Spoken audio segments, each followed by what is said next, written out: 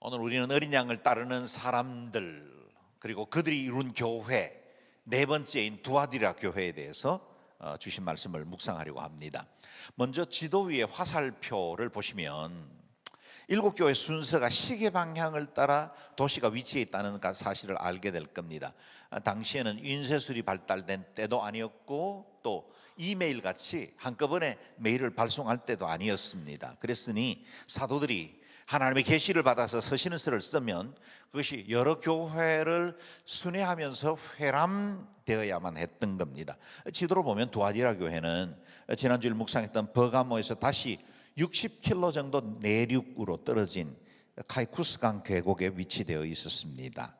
상공업 도시였던 두아디라는 인구 약 2만 5천, 우리가 살펴본 도시보다는 훨씬 규모가 작죠. 작은 도시였습니다.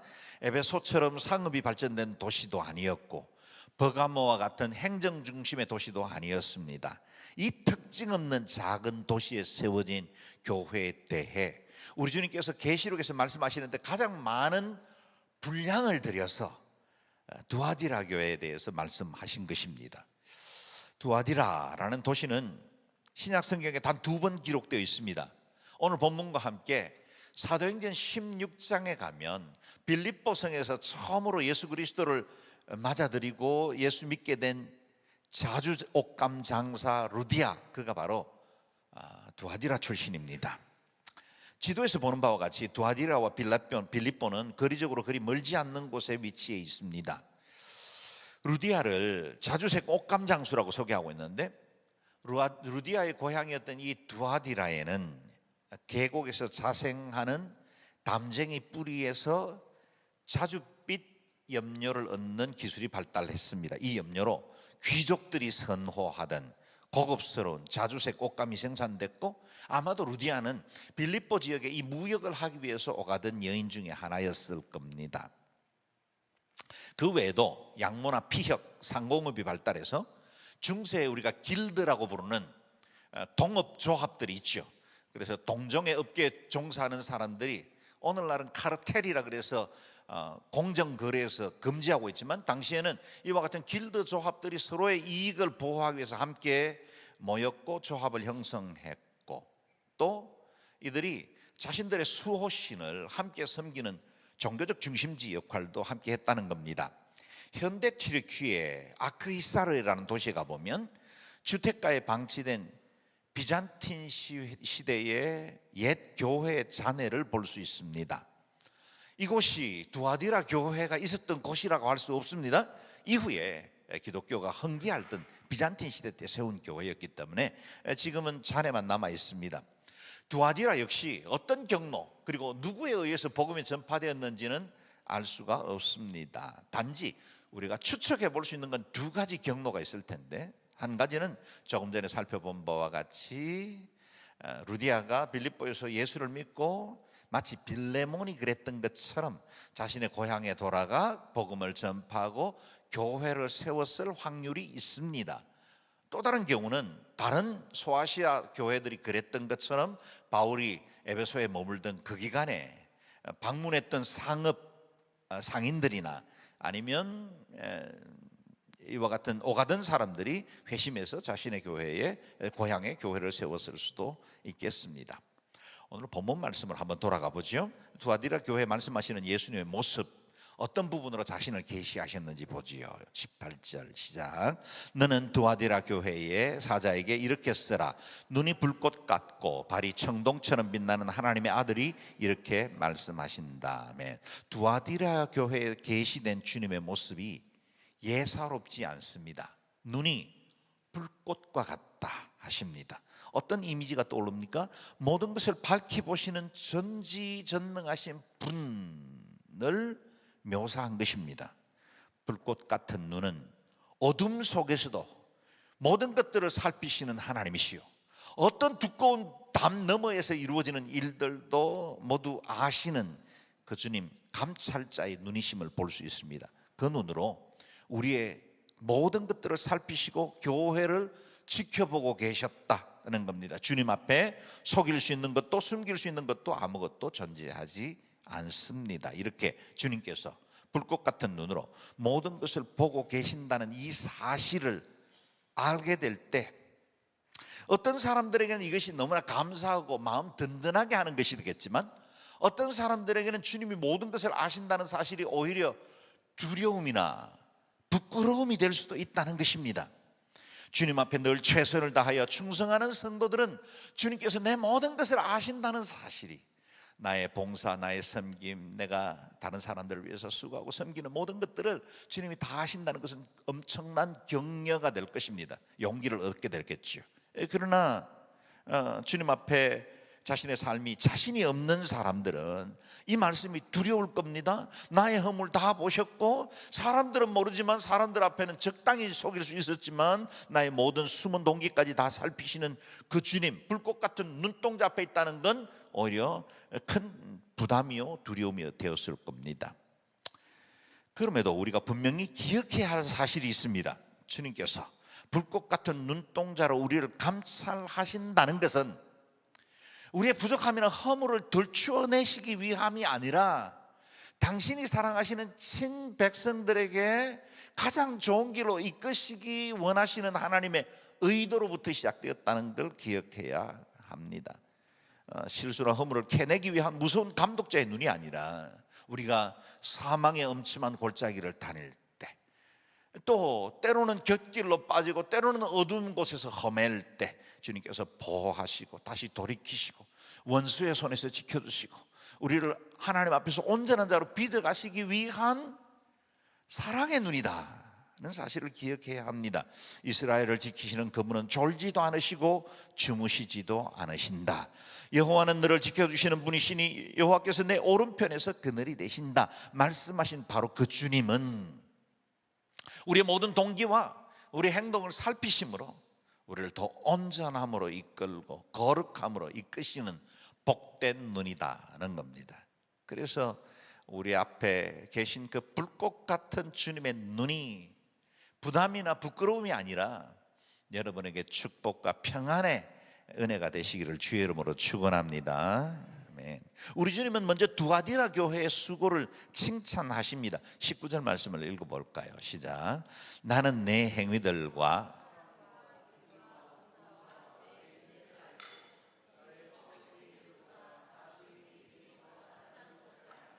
아멘.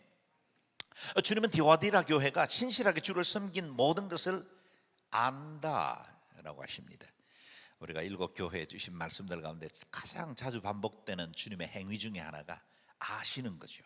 주님이 다 안다는 말은 인정하신다는 뜻이죠. 두아디라 교회가 맺은 5가지 열매를 칭찬하시죠. 행위, 사랑, 믿음, 봉사, 인내. 다시 말하면 두아디라 성도들의 전 삶의 영역들을 주님께서 아시고 칭찬하신다는 겁니다.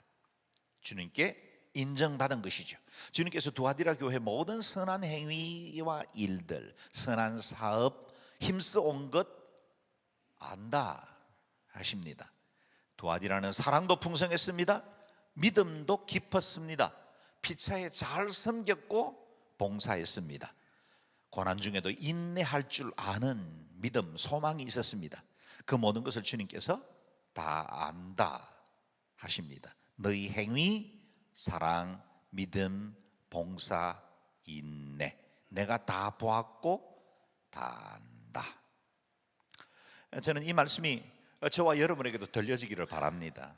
우리가 똑같이 예수 믿지만 어쩌면 예수 믿어 구원받는 것에는 동일선상에 서 있을 수 있지만 그래도 더 사랑하기에, 그래도 받은 은혜가 감사해서 더 많이 섬기고 더 주를 위해서, 교회를 위해서 애쓰고 봉사하는 그 모든 것 우리 주님이 안다는 칭찬을 받고 그 칭찬으로 인해서 여러분의 용기와 격려를 받으실 수 있게 되기를 바랍니다.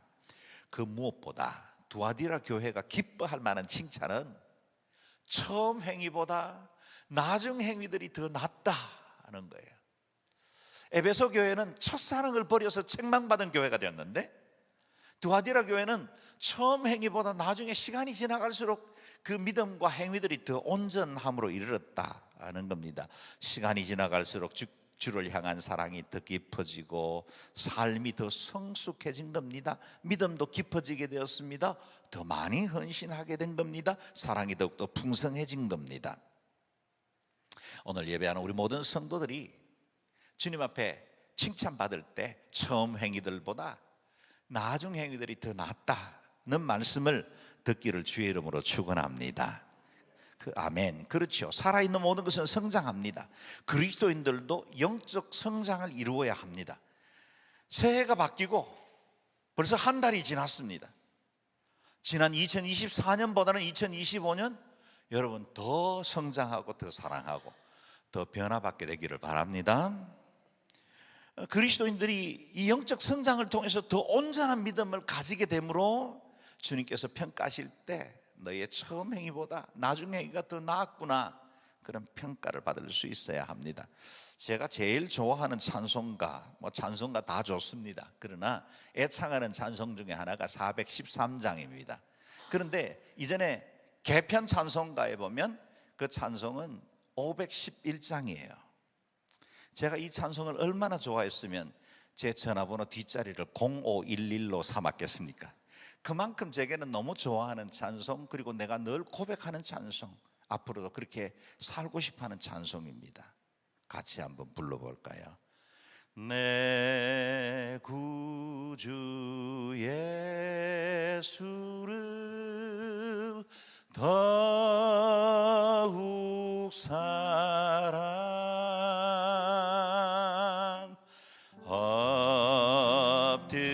엎드려 비는 말 들으소서.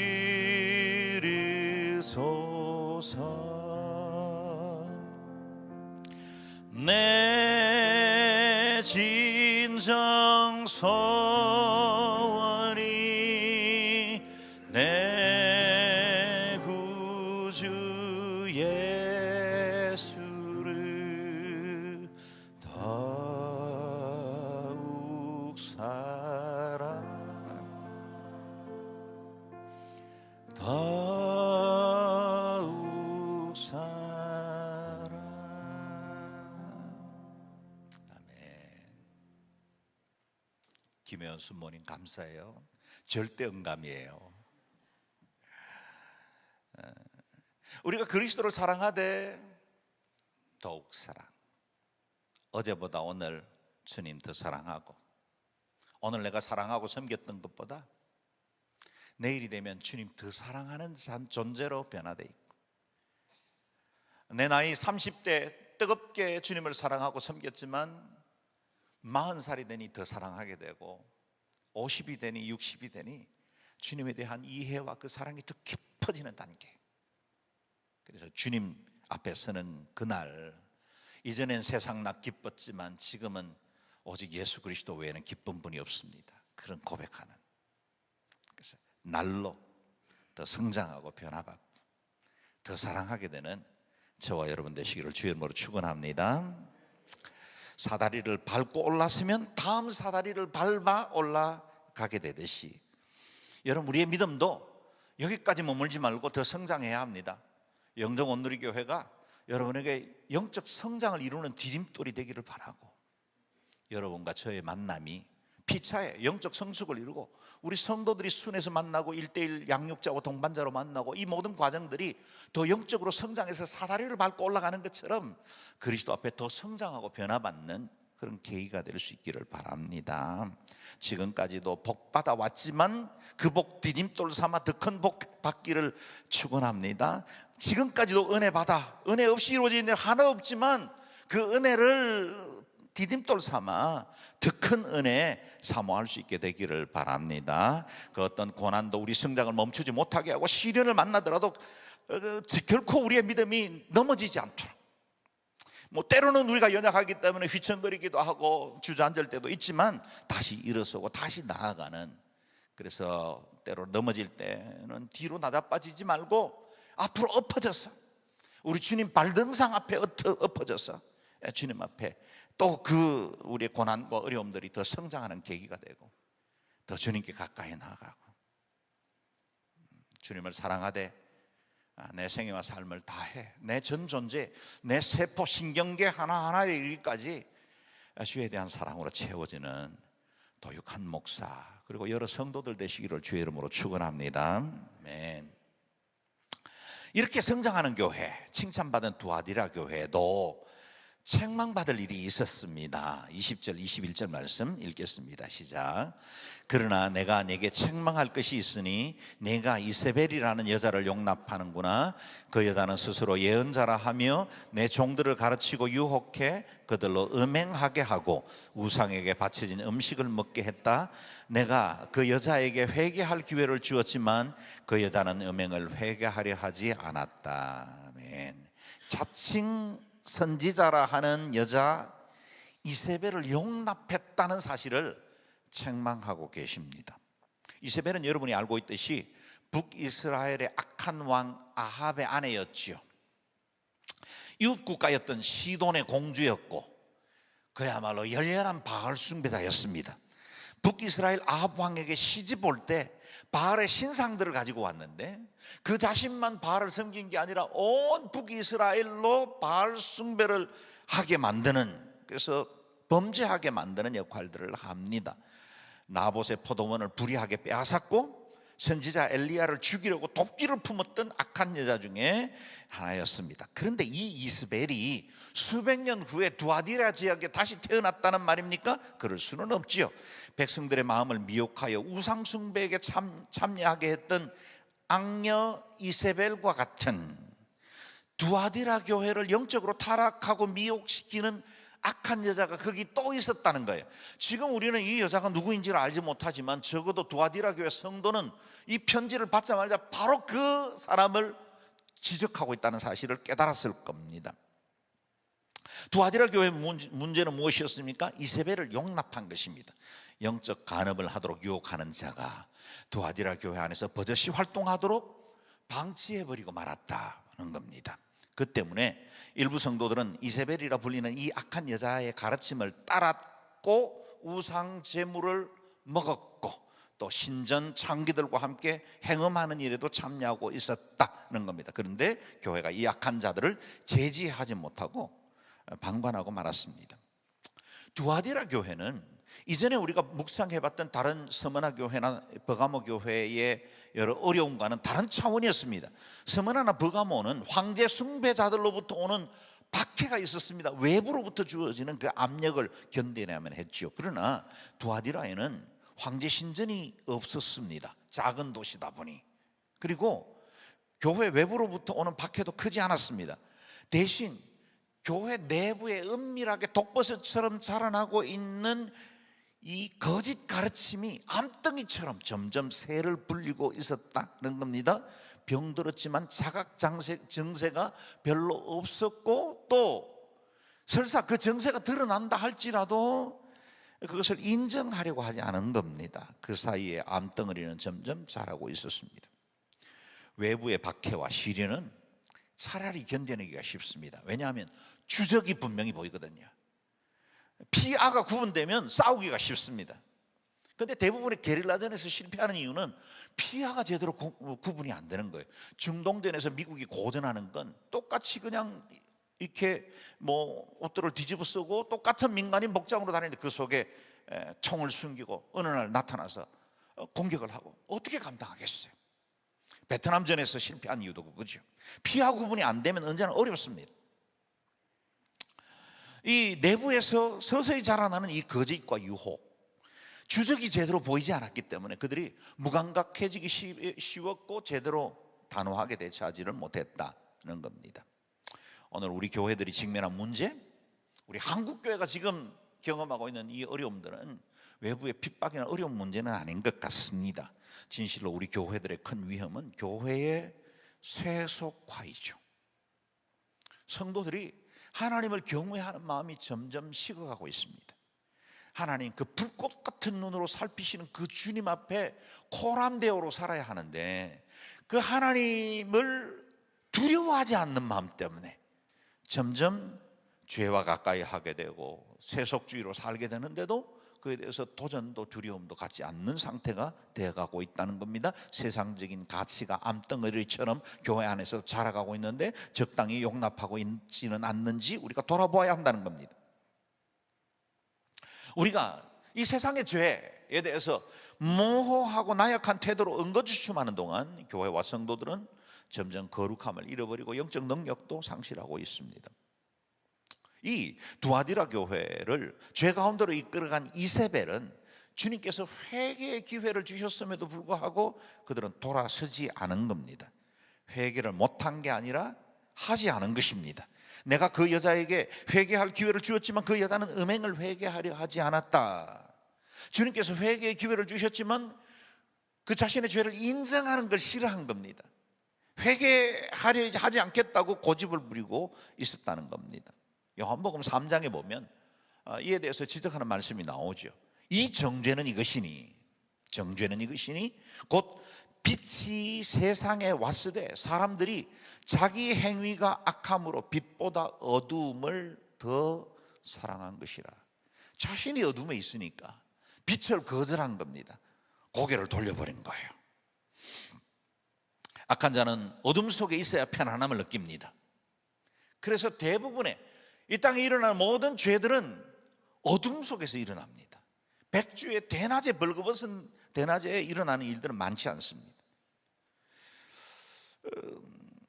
여러분, 우리가 기억해야 할 것은 죄인을 용납하는 것과 죄를 용납하는 것은 다릅니다. 그녀가 만약 이세벨과 같은 악한 여자라 할지라도 회개했다면 그 죄인은 용납해야죠. 그러나 그의 죄를 용납하는 건 다른 차원입니다. 우리 주님은 죄인들을 불쌍히 여기십니다. 길이 참으시죠. 회개하고 돌아오기를 바라십니다. 그러나 우리 주님은 죄에 대해서는 결코 관대한 분이 아니십니다. 진노하십니다. 좌우에 날이 선 양날금을 가지고 오시는 분입니다. 오늘 두아디라 교회에 나타나신 주님처럼 그 발이 주석과 같이, 강력한 발, 철로 만든 발, 그걸로 발로 밟아 심판하듯이 주님은 그 두아디라의 죄를 미워하십니다. 이런 완악한 마음은 심판을 자초하고 있는 것입니다. 회개하지 않는 자에 대한 하나님의 경고를 보십시오. 22절 23절 같이 읽습니다. 시작. 보라, 내가 그 여자를 병상에 던질 것이며 그 여자와 더불어 간음하는 사람들도 그 여자의 행위에서 돌이키지 않으면 큰 환난에 던져질 것이다. 또 내가 그 여자의 자녀들을 사망으로 죽일 것이다. 그럼 모든 교회가 내가 생각과 마음을 살피시는 이임을 알게 될 것이다. 내가 너희의 행위대로 각 사람에게 갚아주겠다. 아멘. 여러분, 죄에서 돌이키지 않는 것은 얼마나 무모한 짓입니까? 마치 낭떠러지를 향해서 달려가는 버스가 있는데 내가 거기 지금 탑승 중에 있어요. 그런데 그 버스가 서서히 달리고 있어서 내가 뛰어내릴 수도 있는데도 내리지 않고 있다면 그건 같이 벼랑으로 떨어지는 것입니다. 위험한 일이죠. 주님의 심판은 분명하고도 실제적으로 예고되어 있습니다. 우리 주님 다시 오십니다. 심판주로 오실 그분이 우리에게 예고된 심판이 우리 눈앞에 분명히 보여지고 있는데도 내가 그 죄에서 돌이키지 않고 악의 버스에 탑승한 채 계속 그것과 함께하고 있다면 그건 끔찍한 종말을 맞이할 수밖에 없다는 겁니다. 이세벨 같은 짓을 하는 여자는 병상에 던져질 것이고 그녀의 가르침을 따라 간음하는 사람들은 큰 환난에 던져질 것이라고 경고합니다. 또한 이세벨의 자녀들도 심판을 받을 것이라고 말씀하십니다. 우리 주님은 불꽃과 같은 눈으로 살피셔서 우리의 생각과 마음을 살피신다. 생각과 마음을 살피십니다. 우리의 모든 숨은 동기와 태도까지 다 보시는 분이십니다. 히브리서의 경고를 귀 기울여 들어야 합니다. 어떤 피조물이라도 하나님 앞에 숨을 수 없고 오히려 모든 것은 우리에게 진술을 받으실 그분의 눈앞에 벌거벗은 채 드러나 있습니다. 그분 앞에 숨길 수 있는 것이 무엇이겠습니까? 우리의 모든 삶을 살펴보시고 그것을 결산하시는 그 주님 앞에 벌거벗은 것처럼 다 드러나게 될 그날을 우리가 기억하며 살아야 합니다. 그렇다면 심판의 결과는 누구의 책임일까요? 내가 너희의 행위대로 각 사람에게 갚아주겠다. 본인이 짊어져야 할 죄의 대가에 대해서 주님이 미리 경고하고 계십니다. 심판이 시작되고 난 이후에 깨달으면 너무 늦습니다. 징계가 시작되고 난 다음에 돌이킬 수 있는 방법은 없습니다. 방주의 문이 닫히고 난 다음에 그 문 앞을 두드려봐야 소용이 없습니다. 경고가 임할 때, 기회가 아직 남아있을 때 돌아서야 합니다. 이어지는 24절과 25절 말씀은 이세벨의 길을 따르지 않았던 두아디라 교회 다수의 성도들에게 주신 격려의 말씀입니다. 읽어봅니다. 시작.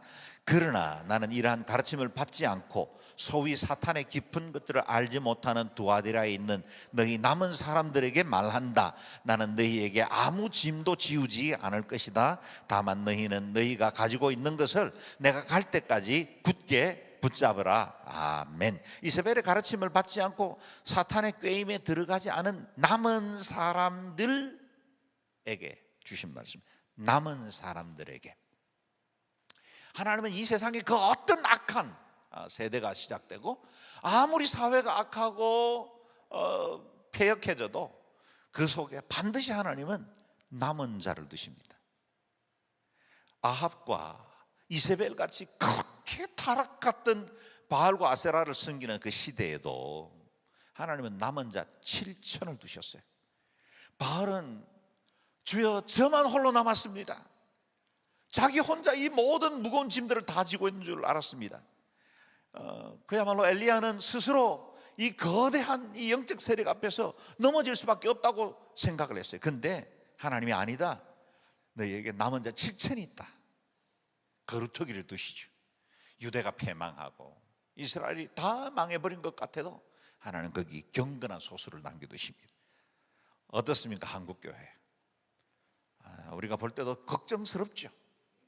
교회가 무너져가는 것 같고 이전에 주를 사랑하고 뜨겁게 예배하던 그 열정들이 다 식어버린 것 같고 그리고 교회는 점차 세속화되어 가는 것처럼 보입니다. 그러나 여러분 기억하십시오. 이 시대에도 하나님은 반드시 남은 자들을 두십니다. 언약 공동체가 있고 예배를 사모하는 이들 남겨두십니다. 교회가 만약 사람들의 모임, 사교적인 클럽이라면 지금 현재 교회 상태는 소망이 없습니다. 그러나 만약 머리 대신 예수 그리스도께서 여전히 통치하시고 우리 교회가 주의 몸에 속해 있는 지체이라는 사실을 온전하게 고백하고 그 믿음 안에 서 있기만 한다면 교회는 여전히 소망이 있습니다. 교회는 하나님께서 주시는 그 은혜 결코 거두지 않으실 것입니다.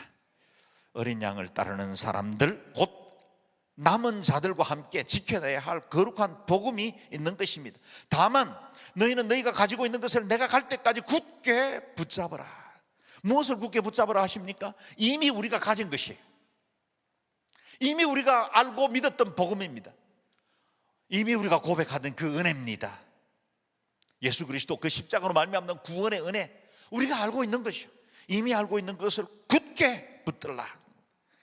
우리가 이미 말씀 들었고 이미 묵상했고 우리가 이미 믿음으로 고백했던 그 모든 것들이 이 세상의 그 어떤 유혹과 시험 앞에서도 결코 타협하지 않고 붙들어야 합니다. 그것이 바로 저와 여러분이 이 세대의 남은 자들이기 때문입니다. 저와 여러분이 남은 자입니다. 이 시대를 치유하고 회복시키고 이 나라의 민족을 구원할 유일한 소망이 이 땅에 교회인 줄로 믿습니다. 그런 남은 자들에게 주신 약속의 말씀이 있죠. 26절에서 29절을 읽겠습니다. 시작. 이기는 사람과 내 일을 끝까지 지키는 사람에게는 내가 나라들을 다스릴 권세를 줄 것이다. 그분이 질그릇을 부수는 것 같이 쇠지팡이로 그들을 다스릴 것이니 그와 같이 나도 아버지에게서 그러한 권세를 받았다. 내가 또한 그에게 샛별을 줄 것이다. 귀 있는 사람은 성령이 교회들에게 하시는 말씀을 들으라. 아멘. 다른 6교회와 확연히 구분될 만큼 두아디라 교회는 이기는 자들에게 주시는 약속이 풍성합니다. 많은 상급을 약속하십니다. 이 땅의 유혹, 이세벨의 길을 따르지 않고 어린 양을 따라 믿음을 굳게 지키며 끝까지 주를 섬기는 사람들에게는 풍성한 약속이 예비되어 있다는 겁니다. 두 가지였는데요. 첫째는 나라를 다스리는 권세를 주시겠다 하십니다. 우리 주님께서 흰 보좌, 백보좌 심판이죠. 흰 보좌에서 만국을 다스리실 때 우리에게도 그 나라들을 다스릴 수 있는 권세를 주시겠다 하십니다. 그래서 우리를 함께 주와 함께 왕노릇하게 하시겠다 하십니다. 어떤 권세일까요? 그 권세의 상징적인 예가 쇠지팡이 권세입니다. 여러분, 쇠막대기로 질그릇을 부서뜨려 본 적이 있습니까? 간혹씩 보면 스트레스 해소를 위한 그 어떤 이 시설에서 돈 주고 들어가서 쇠막대기, 야구방망이 그런 걸 가지고 깨어지기 쉬운 것을 부수는 그런 것들이 있습니다. 여러분, 쇠지팡이, 쇠막대기가 질그릇에 딱 떨어지면 그냥 질그릇은 그냥 퍽석 붙지 않습니다. 여러분, 그 쇠지팡이 권세, 그게 바로 철장의 권세입니다. 철장의 권세. 그 권세를 우리에게 주신다고 약속하십니다.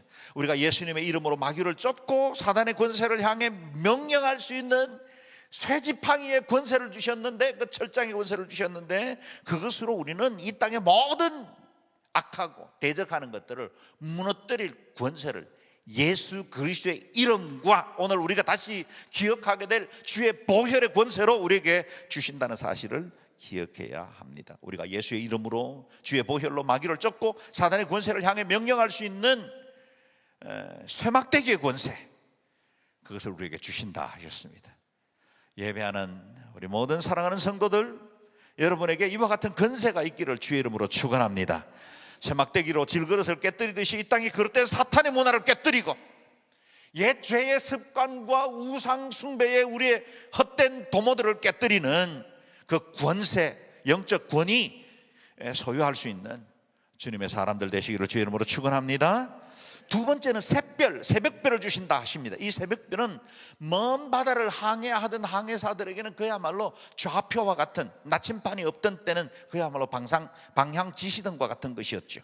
좌표를 만들고 방향을 얻는 기준점이 새벽별이었습니다. 뿐만 아니라 새벽별은 소망을 말하죠. 깊은 밤이 지나고 이제 점점 그 어둠이 물러갈 때쯤 떠오르는 새벽별, 어두운 밤이 지나고 새날이 밝고 있음을 알리는 빛입니다.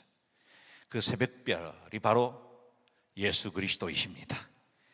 소망의 새벽별이신 주님께서 우리의 모든 어둠이 지나가고 어렵고 힘든 시간을 보내고 있는 이 대한민국에도 주님께서 그 모든 어둠이 지나고 새벽별로 주님이 온전히 드러나시기만 하면 우리에게 영원한 생명, 의의 빛으로 우리 민족을, 우리 개인을 치유하실 줄로 믿습니다. 주는 저 산 밑에 백합 빛나는 새벽별, 이 땅 위에 비길 것이 없어라. 이 고백이 저와 여러분의 고백이 되기를 바랍니다. 세상 그 무엇과 비교할 수 없는 가장 보배롭고 가장 찬란한 새벽별, 예수 그리스도가 여러분의 상급이십니다. 죄의 밤이 깊어하고 대적자들의 파도가 높아질수록 그 주님의 새벽별 굳게 붙들고, 귀 있는 사람은 성령이 교회들에게 하시는 말씀을 들어 그 말씀으로 굳건히 붙들어 최후의 승리를 얻는 하나님의 백성들 되시기를 주의 이름으로 축원합니다. 아멘. 기도하겠습니다. 기도할 때 하나님, 우리 속에도 이세벨과 같은 존재가 우리의 마음을 미혹하고 세속주의로 이끌어가고 이 땅에 여러 가지 유혹, 세상적인 것들을 우리의 마음을 빼앗을 때가 너무나 많습니다. 자비하신 주여, 우리에게 오늘도 철장의 권세를 허락해 주셔서 우리 안에 있는 모든 부정적이고 악한 것, 과거의 습관들도 깨뜨릴 수 있도록 도와주시고, 주의 권세로 하나님 나라들도 다스리게 하시고 내 안에 있는 모든 유혹들과 이 땅에 그릇된 악한 문화들도 깨뜨리는 믿음의 사람들 되게 도와주시고, 새벽별 대신 예수 그리스도 굳게 붙들게 해주옵소서. 통성으로 기도하겠습니다. 자비로우신 아버지 하나님, 은혜를 감사합니다. 우리의 영원한 생명 되시고 우리에게 백보자 심판 때에 철장의 권세를 허락하신다 하시니 감사합니다. 주여, 우리에게도 이와 같은 예수의 이름과 보혈의 능력과 그 권세를 허락하여 주셨사오니 그 이름을 가지고 하나님 이 시대를 치유하고 변화시키고 하나님의 나라 온전히 확장해 나가는 믿음의 사람들로 살게 하여 주옵소서. 하나님, 두아디라 교회가 그랬던 것처럼 이전보다 나중 행위가 더 나은 하나님의 사람들이 되게 도와주옵소서. 세월 지나갈수록 더욱더 주를 사랑하게 하시고 더 온전히 주를 깊이 알아가게 하시고 믿음에서 성장하고 영적으로 진보되어 하나님 경외하고 주를 기뻐하시는 귀한 믿음의 사람으로 설 수 있도록 은택을 베풀어 주옵소서. 하나님, 오늘도 귀 있는 자들에게 주시는 성령의 말씀을 귀 기울여 듣고 하나님 우리에게 새벽별 주신 그 주님을 굳게 붙들고 하나님 이 땅에서 믿음으로 승리하고 최후의 승리를 얻을 때까지 예수 그리스도 한 분만 견고하게 붙들어 이 시대에 이 땅의 그 모든 그릇된 가치관과 세속주의를 믿음으로 나가는 하나님의 교회 주의 믿음의 성도들 될 수 있도록 은택을 베풀어 주옵소서. 하나님, 이 시간에도 한 사람 한 사람 몸과 마음을 만져 주옵소서. 주의 그 거룩하신 은혜와 능력으로 충만케 하여 주셔서 이 땅에서 하나님 매일 매순간 승리함으로 하나님 예비하신 풍성한 복과 상급을 받아 누리는 하나님의 사람들 되게 하여 주옵소서. 자비로우신 아버지 하나님, 우리를 그리스도의 신백성 삼아주시고 주와 동행하는 은혜와 특권을 허락해 주신 것을 감사합니다. 두아디라 교회가 그랬던 것처럼 세월 지나갈수록 더욱더 주를 사랑하게 하시고 이전에 좋던 것 이제는 값없게 해주시고 우리 안에 있는 옛 그릇된 습관들과 이 땅의 유혹들을 철장의 권세를 가지고 무너뜨리게 해주시고 새벽별 대신 예수 그리스도 굳게 붙들고 이 세상 가운데 최후의 승리를 얻는 하나님의 백성들로 살아가게 하여 주옵소서.